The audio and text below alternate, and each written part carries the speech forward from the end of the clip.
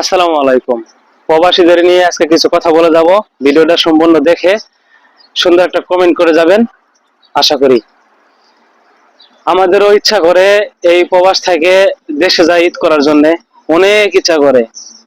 কিন্তু বাস্তব হচ্ছে আমরা এই প্রবাসীরা দেশে যাইতে পারি না।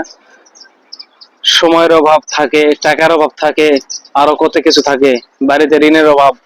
সবাইরে একটা কথাই বলবো, কত কিছুর অভাব থাকে, অনেক ইচ্ছা থাকে যে বাড়িতে যাই ঈদ করবো, সবার সাথে ঈদ করব, কত আনন্দ।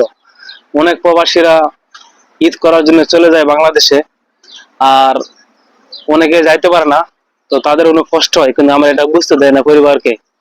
কেননা পরিবারকে সুখে রাখার জন্য যে আমরা এই প্রবাসে আছি, এটা সত্য কথা, এটা বাস্তব কথা। যে ঈদের জন্য দেখেন আমাদের প্রবাসীদের কোনো মাথা ব্যথা নাই। ঈদের মার্কেট করতে হবে, তারপরে ঈদের কেনাকাটা করতে হবে, কোনো চিন্তা নাই। একটা সামান্য একটা গেঞ্জি কেনার ইচ্ছা হয় না, কিনতে মন চায় না এই প্রবাসে। অথচ টাকা কিন্তু ঠিকই থাকে। 500 রিয়ালে যদি বাজার করেন, কাতারে যদি 500 রিয়ালের মার্কেট করেন, আপনার কি লাগবে? পাঞ্জাবি, জুতা, শার্ট সবই হবে, কিন্তু তারপরেও আমরা করি না।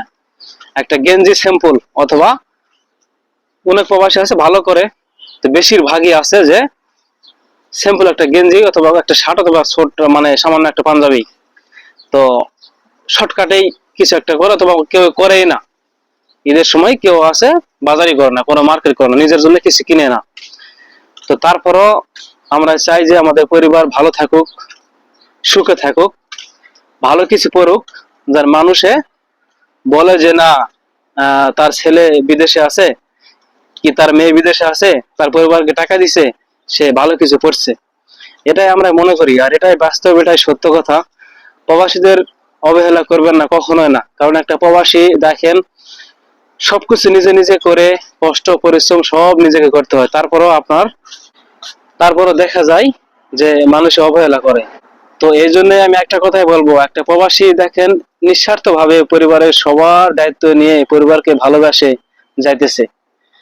তো সবসময় আমি একটা কথা বলি, একটা প্রবাসী নিজের স্বার্থ কখনোই পূরণ করে না। যদি নিজের স্বার্থের জন্য এই প্রবাস থাকতো, নিজের স্বার্থ পূরণ করতো শুরু থেকেই, তাহলে কোনো প্রবাসী অভাবে থাকতো না এবং অভাবী হইতো না। সবার কাছেই অনেক অনেক টাকা থাকতো। আর 10 বছর বিদেশ করলে দেখুন বাইরে যায় মোটামুটি একটা অ্যামাউন্ট হয়ে যাইতো। কিন্তু আমরা এই প্রবাসীরা 10 12 বছর, 14 বছর, 15 বছর হয়ে যায়, তারপরে দেখবেন যে তার কাছে কোনো টাকা থাকে না। অতএব প্রবাসীদের কেউ অবহেলা কখনোই করবেন না, সবাই ভালোবাসবেন মন থেকে। আল্লাহ হাফেজ।